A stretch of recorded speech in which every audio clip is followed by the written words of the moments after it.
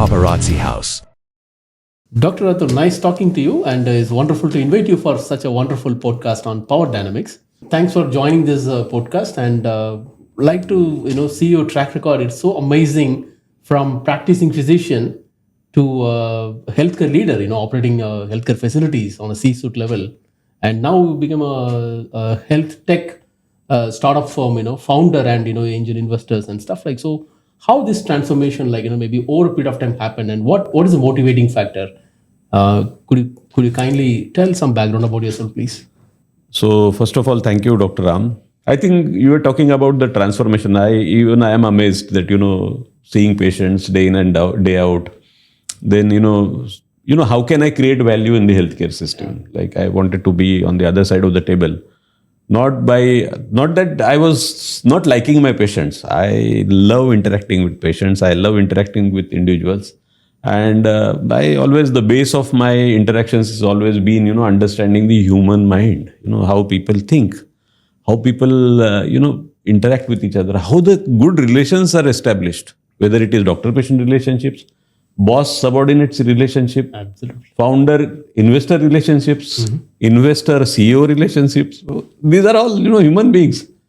And how their interaction happens, that I was always amazed. I said, okay, let's, I somehow, the question you asked is very valid question, doctor.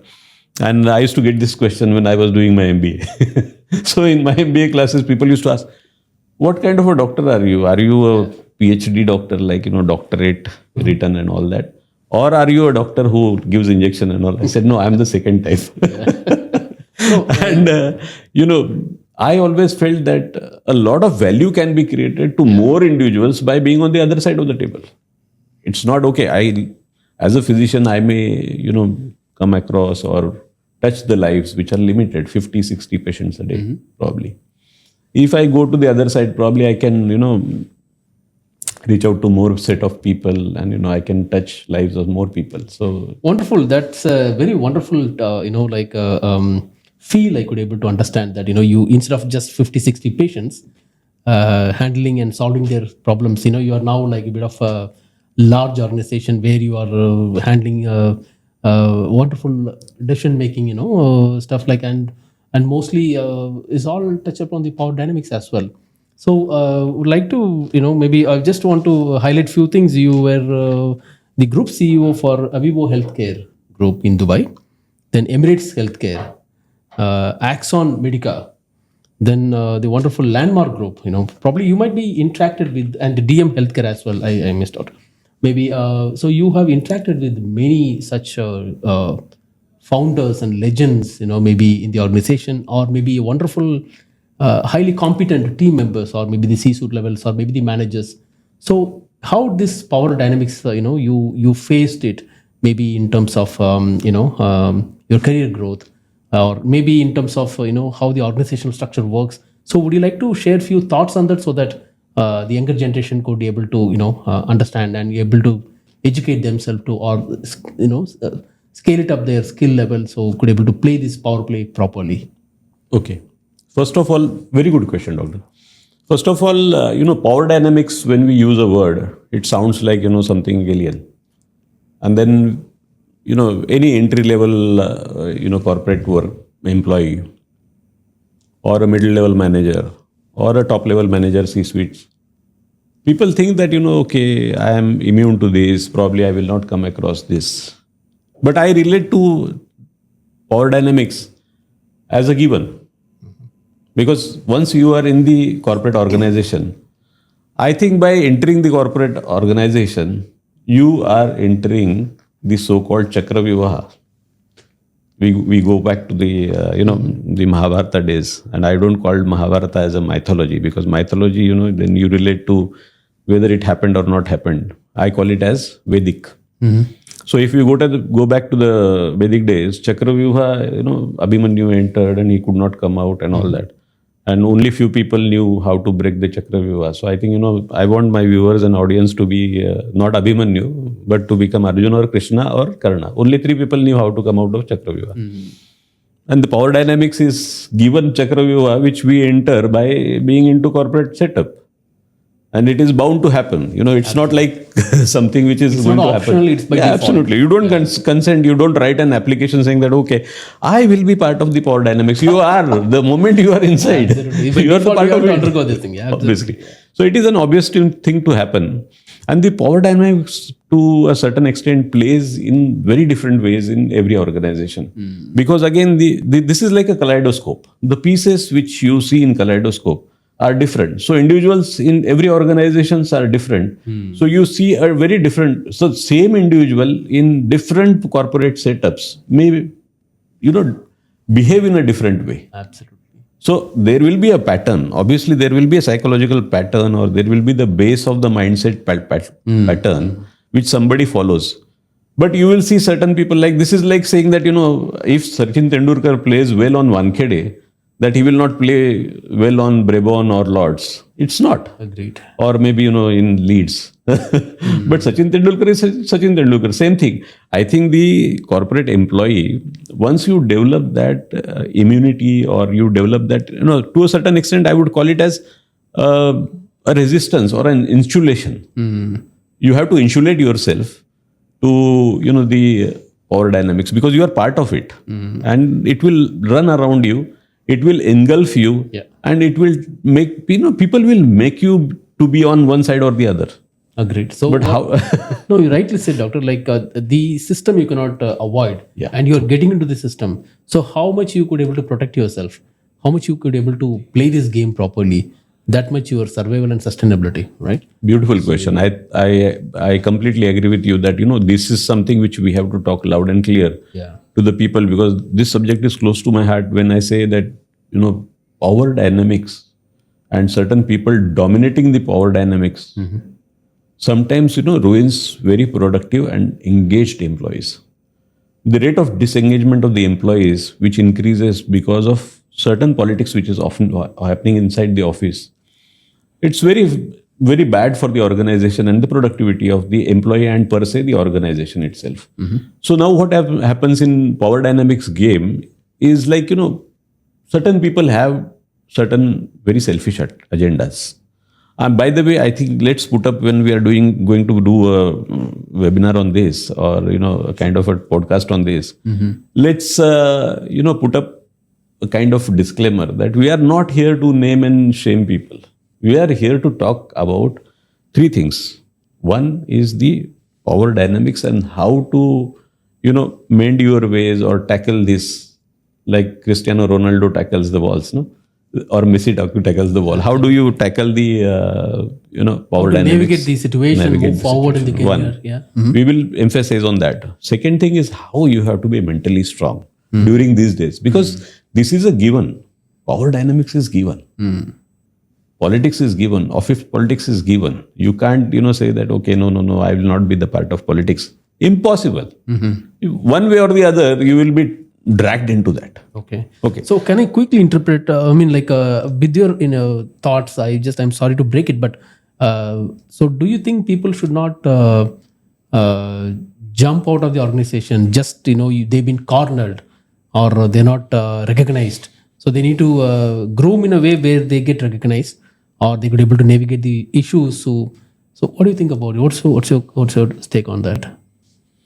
To tell you the truth, actually, acceptance of the power dynamics is one part of it. Now, tackling power dynamics comes secondary. Now, when you raised the question whether, I have to give up, again, I refer to the same analogy that Arjuna said, no, I will not fight. Mahabharata. It's not an option. You can't run away from it. Okay, you resigned from one organization because of organizational politics. You end up in another organization. If you face the same politics there, will you be resigning again? So I think, this resignation or quitting the job is not an option to it. That's the reason we are having this podcast, that, we want to educate people that, okay, whatever the toxic environment is created around you. Absolutely. Once for all, accept that there is a toxic environment. Try in your capacity. Now, again, people may be from different rungs. It's very easy to sit on a podcast chair and say that, but you can tolerate it, you can do it. Once you are inside it, you face it, then you have the toxicity. And I'm not immune to it. I have been through. But again, we will come to that. But it is an interesting subject when we talk about power dynamics and how to tackle that or how to navigate those. The most important aspect I personally feel is the base of power dynamics. You have to understand where it is coming from, where it is originating from. Absolutely. Number one, you have diagnosed the disease properly, then you can treat it properly. So very interestingly, on a junior level, right? Maybe 2-3 years of experience in the corporate, like a corporate jungle. Let's talk about corporate jungle. We are talking about all these power-related issues. So how they could able to learn the key skills, because they have to learn from their peer group, or maybe the co-workers, or maybe from their bosses. So how they take it, because formal structure doesn't allow you to teach the power tactics. So how they could able to go out of their comfort, and like maybe is it an informal discussion, something they need to meet up and try to understand, grab their skill sets, or where is the learning the lab for this power dynamics? Life is a learning lab. So I think people can say we can promote and say that they can learn from our podcast. Yeah, wonderful. Yeah. No, there are enough and more with due respect to a lot of people around. Juniors, I would say, learn a lot from their seniors. So we will talk about the power dynamics at 3 levels. Okay. Let's talk about the junior level, middle level, and top level. And how do we? My understanding, it may not be absolutely right, may not be that I have been champion in this or something, but I have been through all 3 phases. I know that how one should this is how I probably tried my way. Sometimes I was successful, sometimes I wasn't, but at least we could today look back and in hindsight say that okay, yeah, this works, this doesn't. So we can have personal experiences also, but at the same time we will talk on a generalized way. So I personally feel that at a junior level, all 3 levels, common point, which I feel is performance. So first thing is, if you are an overachiever, or you are good at what you are doing, or you are a good performer, that itself gives you a little bit of a immunity against power dynamics, number one. Because that is the hygiene. So this is one part. If you want to survive in an organization, either you have to be above the average performer or an overachiever. That goes without saying. That is the hygiene. That's like table stakes. Now come to the second part of it. The second part is when you are at the junior level, you have a hierarchy and you learn from your immediate boss. So your line manager, your immediate boss, your reporting boss, he or she will have a huge impact on how you behave. So what is positive from that personality, what is not? You have to be nirakshira viveki. You have to take out milk and water. You have to make a difference. Take only milk, don't take water. What is not good from your boss, don't take. But imitate your boss. I have learned so many good things from my bosses, and I am indebted to them, and lifetime I'll be indebted. Some of them I have gone back and told them that I learned this from you. I quote them on interviews, I quote them in my social interactions, I quote them in personal and professional and the social settings. So number one is imitate your bosses. Number one. Number two. But here I have a quick question, then we can. Why not? So you can stop me anytime, sir. So you rightly said the good and the bad has to be segregated when you learn from the the top management or from the boss or from immediate managers. But when you talk about the power, it's in the other way around, I guess, because you don't have a formal power at formal that point. Power, yeah. So maybe you will have to you will have to. Sometimes people betray you. Sometimes there's a cunning. The people try to avoid in certain decisions. So there we are good and we are following the boss in a good way may really not helpful. So how do you maybe share your thoughts for your juniors? Like, okay, you learn from me the best, but I have a different phase which I don't want to show to outside.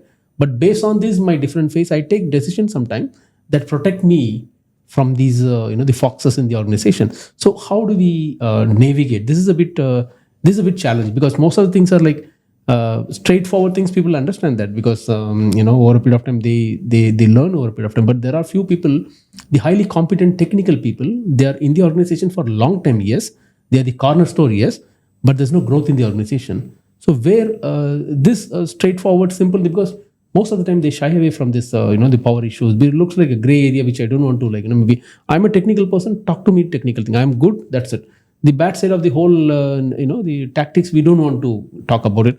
So there is the catch. So some of the amazing people leaving the organization, and it is not only regional level, globally, maybe investment bankers on large organizations shifting to the other organizations. Might be some small, it is not just cultural issue, not just, maybe it might be some power issue. So how do you suggest someone who could able to, see the bad side of that, the character of the boss, which, probably help how to use this, skill sets. Yeah. Such a good, I would say, way of looking at it. So I put it this way. The moment you understand, you are at the receiving end. Okay.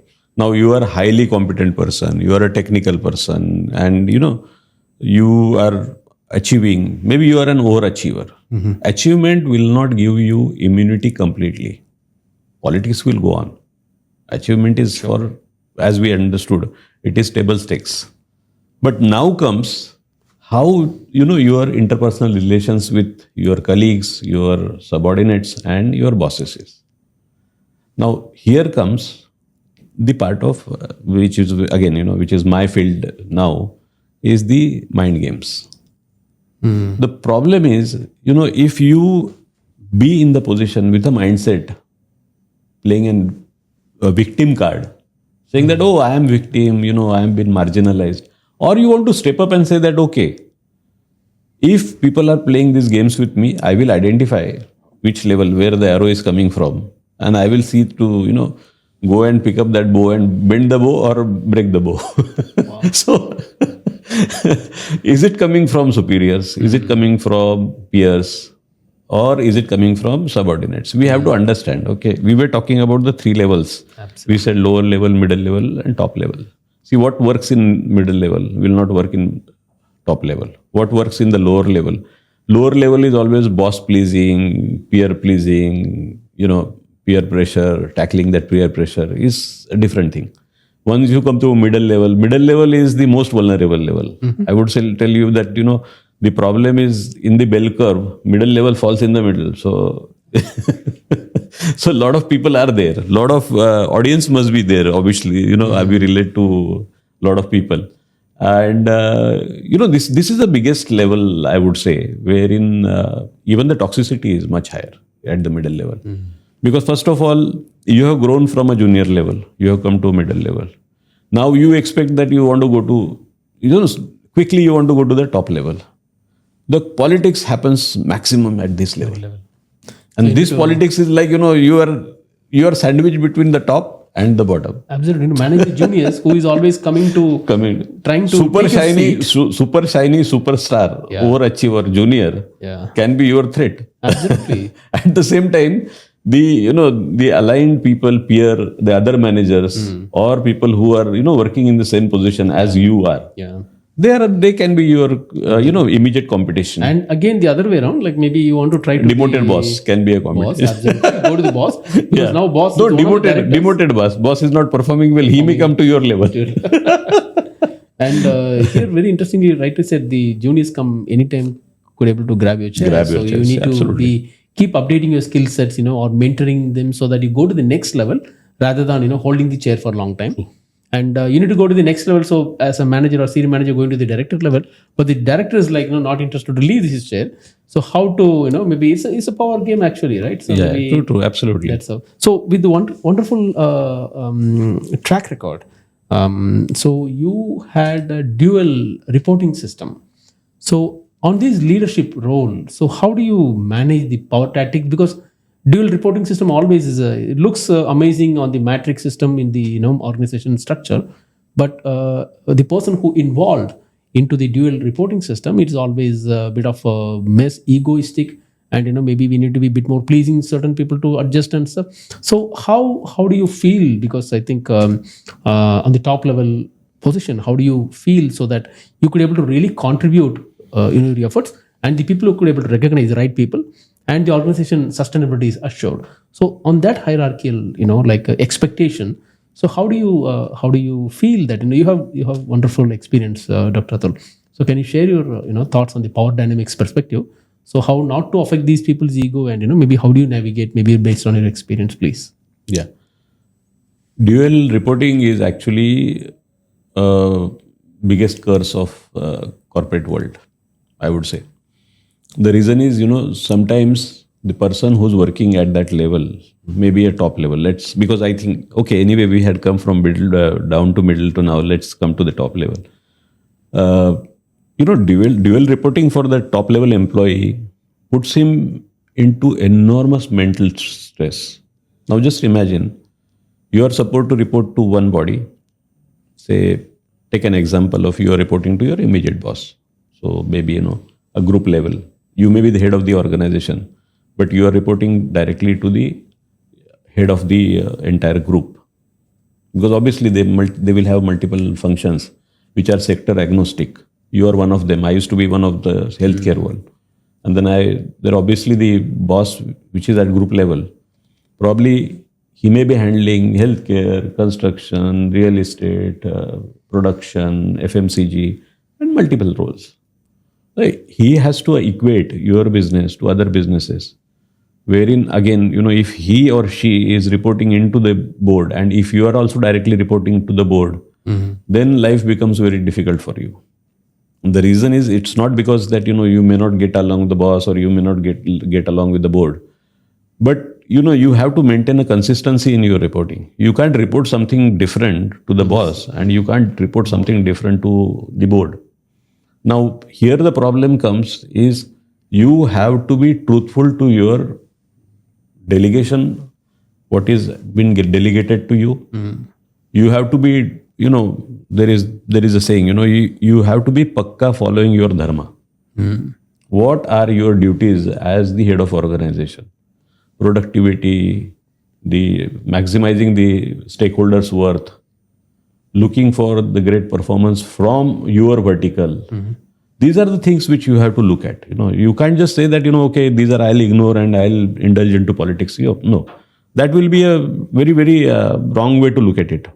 And I would say, certain, kind of road rage.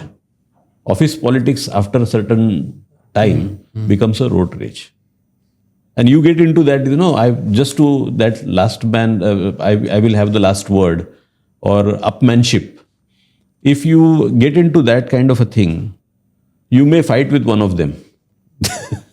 You will start using, maybe you will try using the other one for your betterment. But that is like, I would say, you are getting into a death trap. The reason is that I think, you being truthful to your function, your deliverables, and the entire well-being of the organization is something, which is, because see, you are at a senior level. There are multiple people in the organization, and their families are, you are responsible for. Sure. So you have a kind of responsibility of these many people. You can't take rash decisions. You can't be saying that, okay, I'll fire somebody, I'll hire somebody, I'll do this, I'll do unbudgeted things, I will, and then I will take one side of the two, dual reporting, and I'll get away with it. That's not possible. Great. So I think it's dual reporting, you have to be, the role managing dual relationship is, or dual reporting relationship is, one is that, you have to be consistent with your reporting structure. B is, stand with the person or stand with the body which is rightful. Okay. And which helps your function to grow. There's a saying, if all goes well, that's okay. But, something wrong, then the whole issue starts, it getting highlighted, unnecessary things are highlighted. So maybe over this journey, do you suggest to the younger generation any red flags in their job, or maybe in the conversations, in the interactions, or the way they are maintaining the relationship with the whole the corporate jungle, right? Maybe so. What are the red flags they need to be a bit more cautious, or how to get this kind of red flags, or how to react to it? Maybe so that they could able to position themselves in a better way. So that if we want to enlist the red flags, the list goes beyond. That's a separate topic altogether. But then let's take up the biggest two or three, the top three. The first one is, I think, never compromise on your mental health, boss. I think anything which becomes too toxic, as you said earlier, you can't, you can always try at a level based what you can give to the organization, But if your number one red flag, according to me, is if you are not been appreciated by any of the value system in the entire organization, that is the biggest red flag. You are doing your job great, and not great as in you think, not from your perspective that I am doing good. What do good? If it has been translated into productivity, it has been translated into numbers, and you can prove that I am doing my job great. And your bosses also, or maybe your peers are aligning to that you are doing your job great. And then if you are not managing your mental health because of the office politics, first thing you should do is you should quit. Okay. Number one red flag. Number two red flag is anything which happens at the workplace which is affecting you so deeply that you go beyond 3 months having some issues, or at home, at your social level, at your personal level, at your personality levels, which turns like a person into, you see that every day, you see that change. It is happening consecutively for 90 days, 3 months.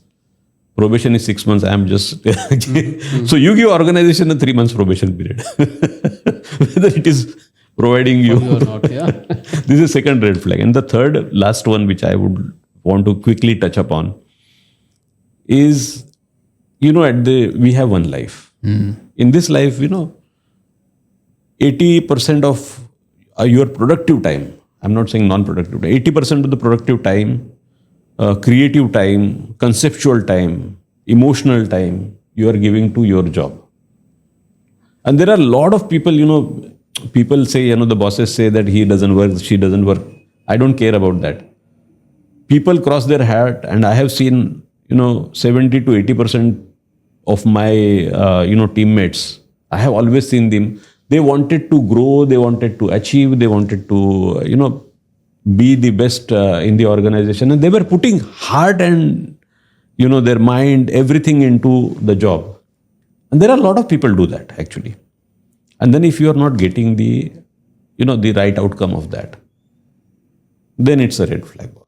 You are putting everything, and then you are thinking that. But again, overweigh this with the kind of performance management system is there in the organization. If you are doing extremely well according to you, according to your perspective, and the PMS system which records your performance is not aligning with that, there is some mismatch, boss. That what you are expecting from the organization to give you and what you are putting in, there's a mismatch. And that mismatch is significantly higher, which is affecting your mental health. Please, you have to step out of the organization. Very smartly you have highlighted the key things. It's really interesting. Now I'm trying to connect with these red flags to the way we could able to collect the red flags or get the red flags. So people always try to friendly with the peer groups, a bit more with the senior, on the organizations, but we might be missed out certain, like admin people, maybe the drivers, or maybe the the cleaners, or so. Is it something connected to grabbing some informal information about the organization so that I could able to position myself, or I could able to put my proposal in a right way, so that this thing, how do we use it, and what is your thought on that, Dr. Russell? Traditional warfare, always used to have double agents, if you see.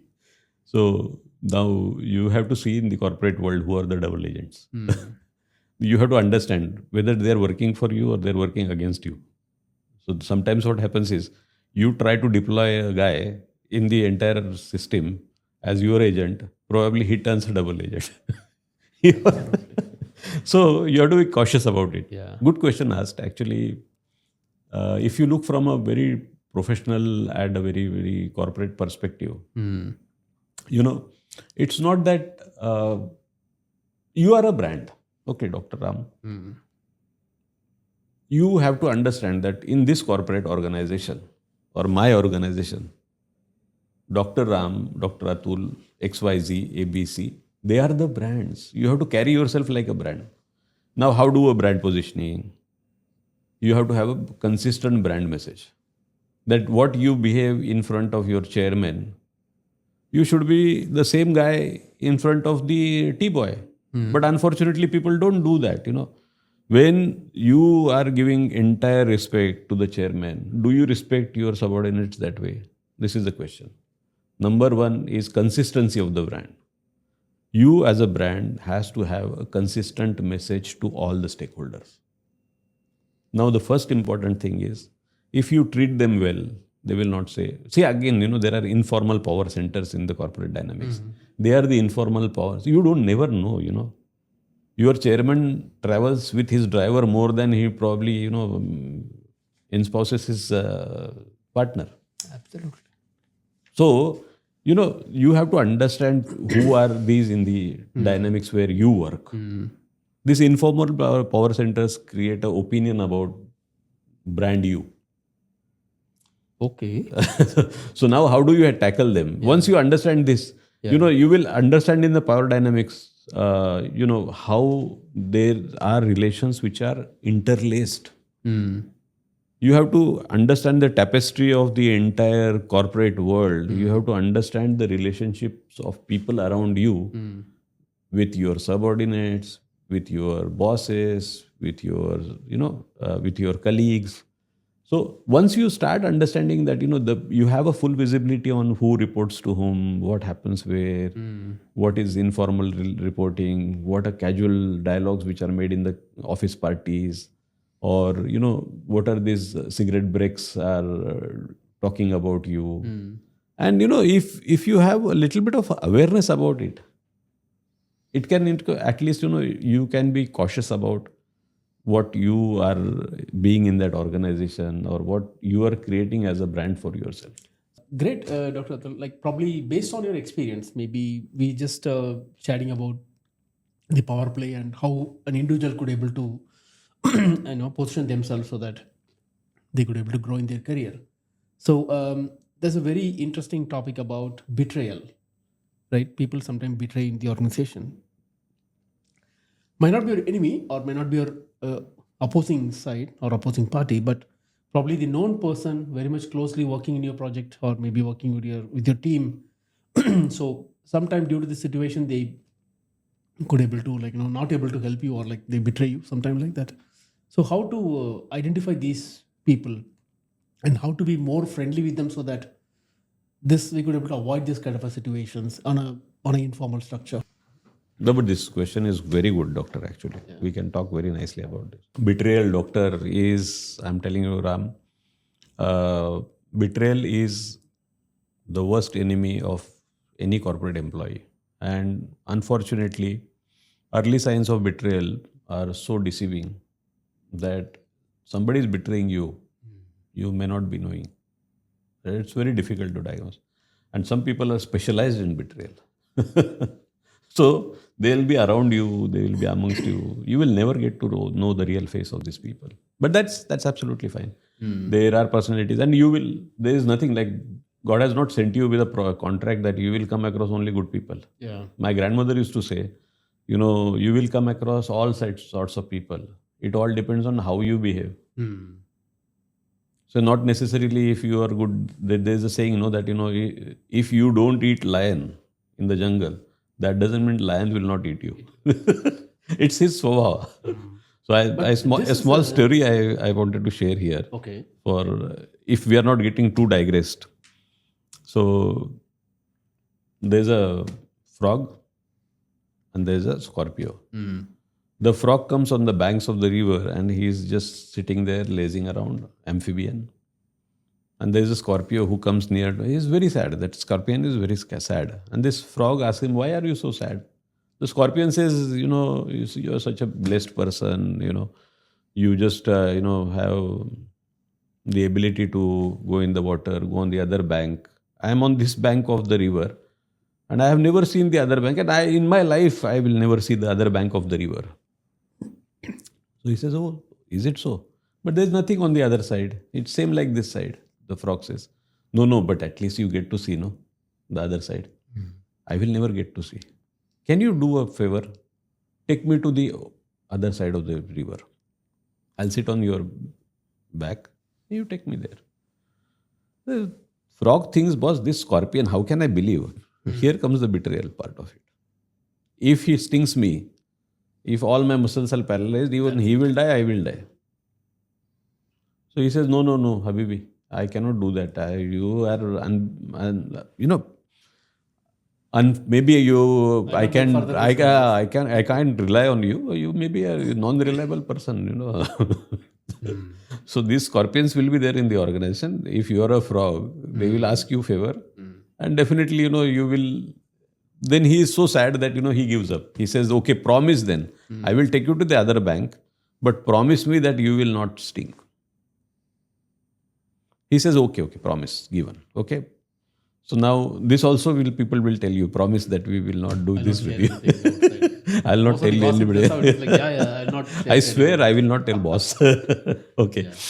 Now they come midway and then the word of caution is given by this frog. He says, board meeting is coming. Abhi kuch bollega nahi. Don't tell now, board meeting is coming. Same thing he says.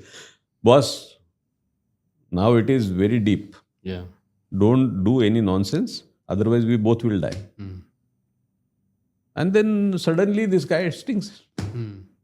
The scorpion stings the frog. And the frog looks in, the deep of betrayal. He is so frustrated. He looks at him and says, what nonsense have you done? Now both of us will die. Why did you do it? The answer comes from the scorpion, which usually you will not get in the corporate world. But this is how the world is. So the scorpion says, no, but this is my nature. Involuntarily I sting you. So these people who are doing betrayal,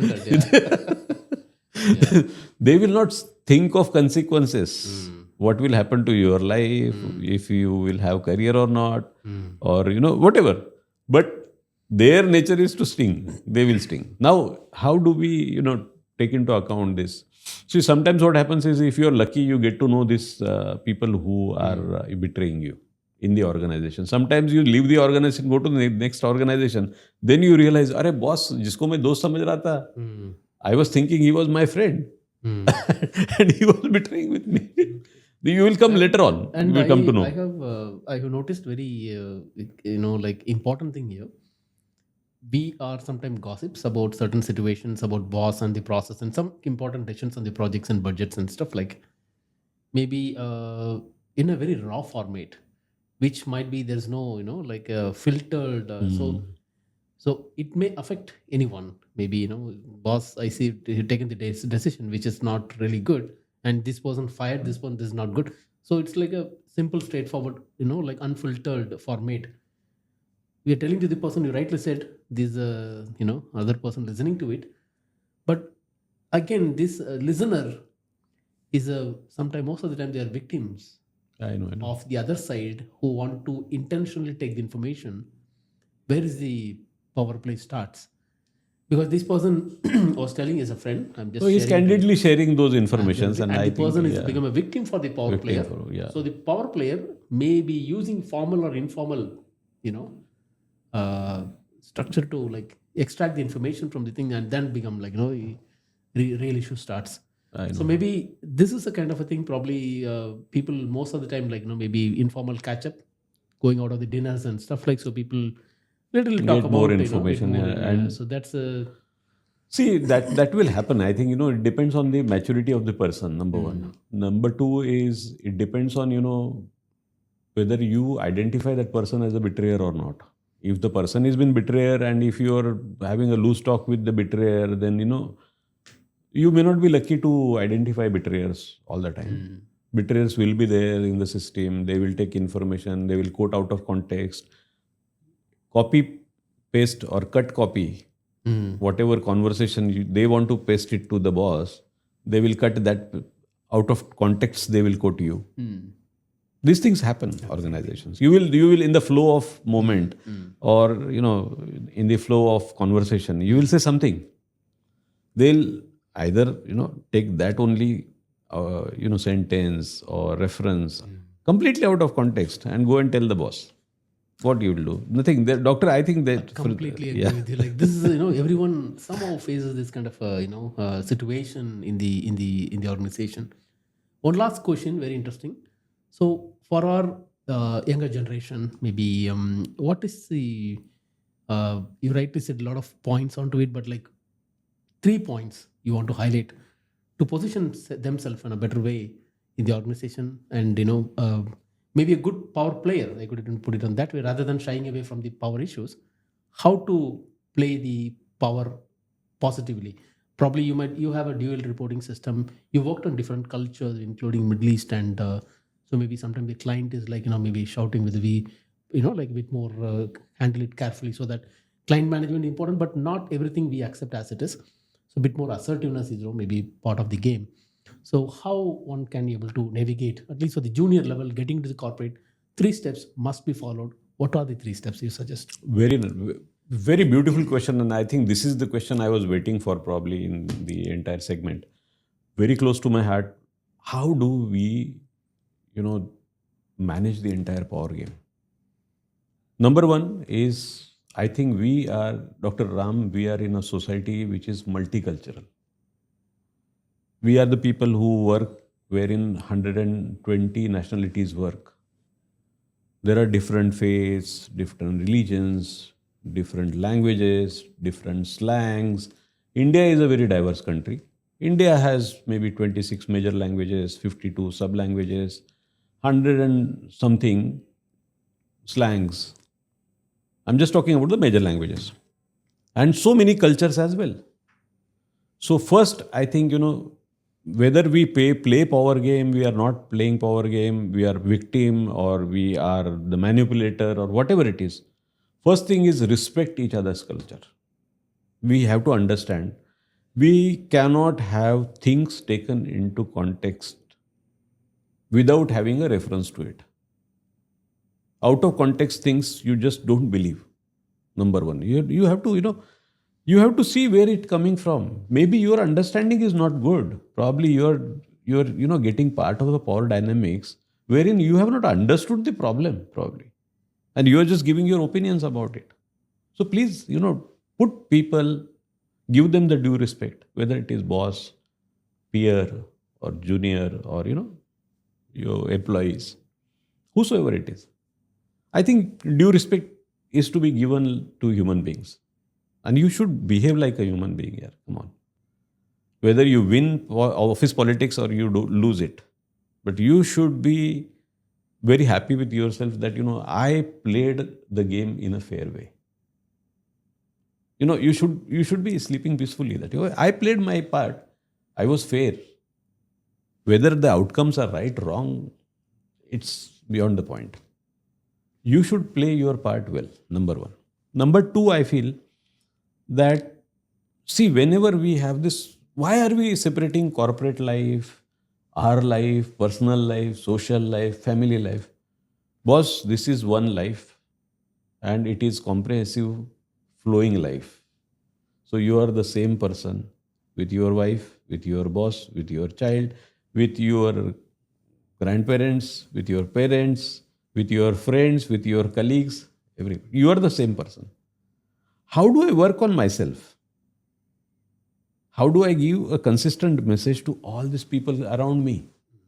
And you are working in a workplace for earning money. Earning money is not a complete, complete result or complete, you can say, ambit of your personality. That is just part of it.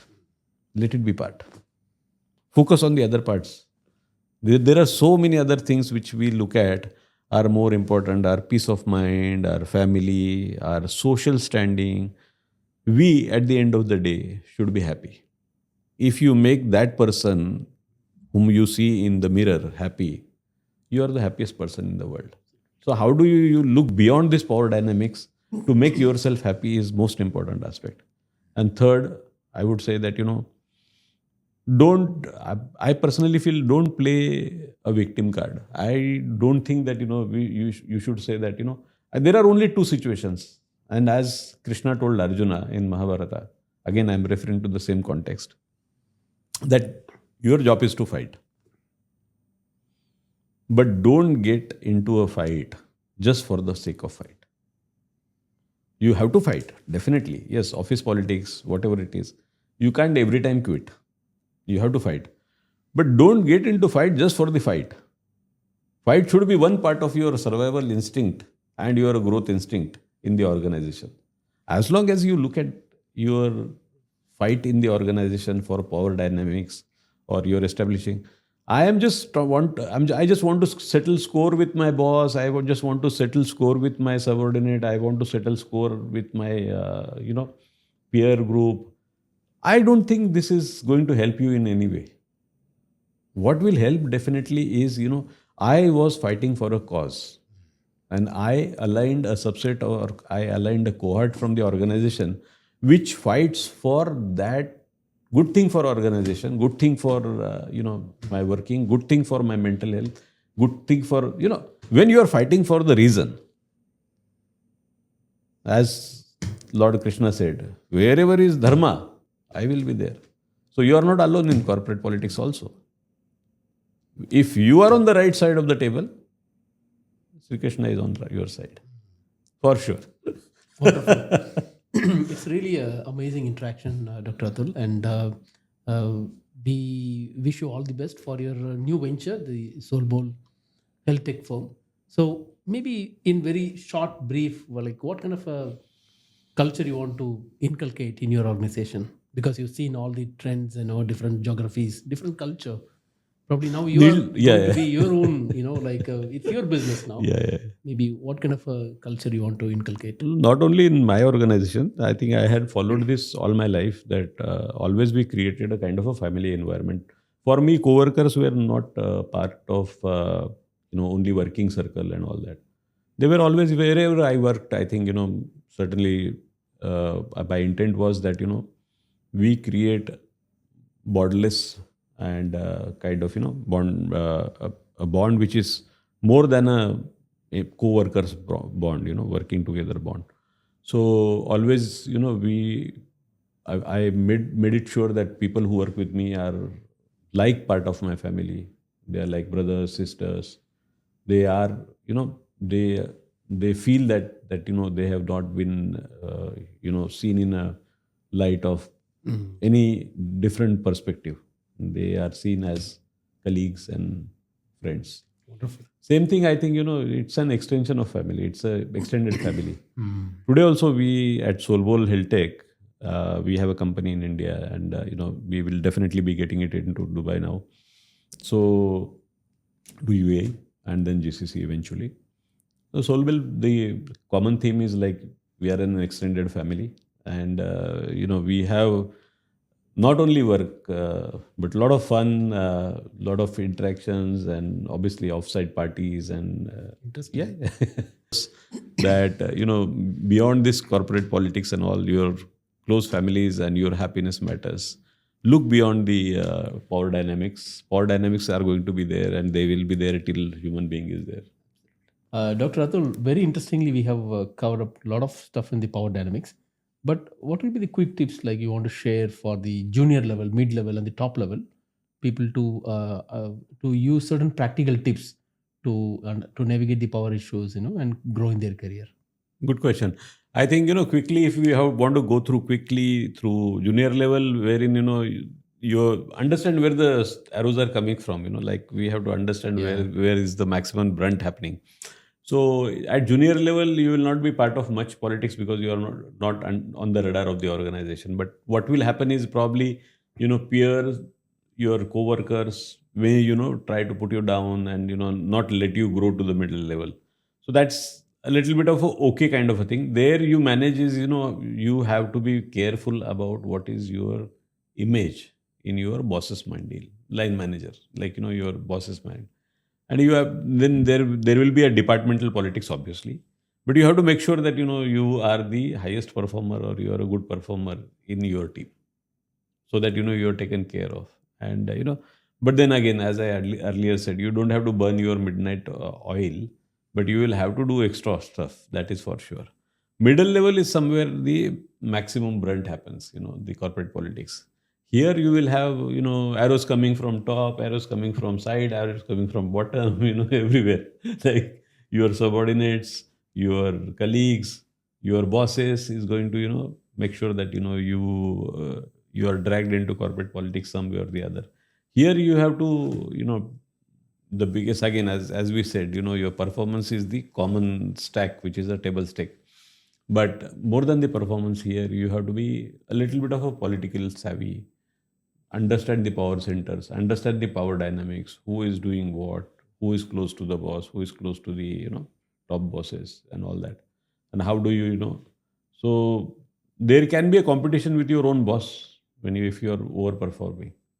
So make sure that, you, whether what, what kind of, there's a saying in corporate world, sometimes, you need to have one series lower than your boss's series. Don't outshine your boss, yeah? Yeah. The cars which you use, Yeah. one series lower than the boss. You should. I had a bad experience. I'm coming from that. Absolutely, yeah. Even your watch should be not that flashy than your boss's watch. Yeah. So at least, Completely agree. So obviously, you have to be careful about the fact that, this is around you and you have to accept it in a gracious way. Now it becomes muddier when you go to the top, but then at least, the difference between the middle level and the top level is top level has a limited level of, arrows coming from limited side. Maybe the arrows are coming from the sides and top, not very much from the bottom. Though there is a possibility, but not as many as in the middle level. So the number of arrows are less, but the intensity is... The arrows become now maybe bazooka. So, there you have to be very careful. I think because there is a lot of things to lose at stake. The higher things are at stake. And there comes, because by then you are mature also. By then you're supposed to be mature. You are supposed to be more learned. You are supposed to be more manipulative. And you have to, again, make sure that you have access to all three levels of power levers, which we called as the lowest informal power levers. You have to have, a good understanding, good rapport with them. So you maintain a consistent brand entity with all three of them. But at the same time, the most important character to manage a power dynamics at the top level is, you need to understand, see, all the powers are not powerful all the time. Some powers are, it's not like that in the powers are, ubiquitously or unanimously given to one person, and it is going to remain in one person's hand. They keep on changing. So you have to understand, you have to stand by the strongest power and the rightest path. I think that is most important at the top level. More than that, when we are interacting with the, subordinates, fellows and superiors, we need to understand that their dynamics also play a big role. So if we are knowingly, if we are contributing to harmony in all three dynamics, it is easier for us to create a kind of a persistent brand image. And thanks for the time, Dr. Atul, and we'll be in touch. And wish you all the best as well. Thank you. Thank you, Dr. Ram, for having me here. The most important thing on the go, I would say that, as an individual, our mental health, and, as an individual, most important is that, we have to be happy in life. Absolutely. And as we always say, being happy and being unhappy is not the choice. The choice is only being happy or being more happy. So I wish that to my audience that, happiness is We were born happy. The only problem is, we choose to be unhappy, and that gets the unhappiness in our life.